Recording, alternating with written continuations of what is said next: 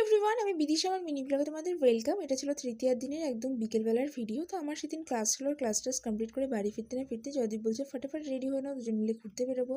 আর শোনা মাত্র আমি রেডি হয়ে নিলাম ফটাফট করে, দুজন মিলে নতুন ড্রেস পরে রেডি হয়ে চলে গেছিলাম প্রথমে বাড়িতে। দেখো বাড়িতে গেলাম, তারপরে গিয়ে কিছু জিনিস দেওয়ার ছিল। আর এই দেখো আমাদের পাড়ার রাস্তাটা কত সুন্দর লাগছে দেখতে।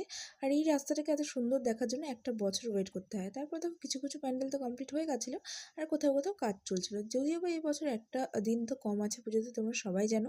সেই জন্যই আগে আগে ঘুরতে বেরোনো, আর ভালোই লাগছিলো ফাঁকায় ফাঁকায় ঘুরতে। তারপর চলে গেছিলাম এই ফ্যাশন ফিউশন নতুন শপিং মলে। এই শপিং মলের বাইরেটা তো খুবই সুন্দর ছিল দেখতে, কিন্তু ভেতরের কালেকশন আমাদের একদমই ভালো লাগেনি। তারপর আর কি ওখান থেকে বেরিয়ে পড়লাম, দুজনেরই প্রচণ্ড খিদা পেয়ে গেছিলো, সেই জন্য চলে গেছিলাম মিয়ামোড়েতে। ওখানে গিয়ে আমরা কিছু টুকটাক কিছু খাবার দাবার খেয়ে নিলাম, খেয়ে দিয়ে ওখান থেকে বেরিয়ে চলে গেছিলাম যুবসংঘ কালীবাড়িতে। কারণ সেদিন ওখানে ছিল উদ্বোধনী, আর সেখানে এসেছিল ভাগবত। তো দেখো এইভাবেই করে দিনটা কাটিয়েছিলাম। ভিডিওটা ভালো লাগলে সাবস্ক্রাইব করো।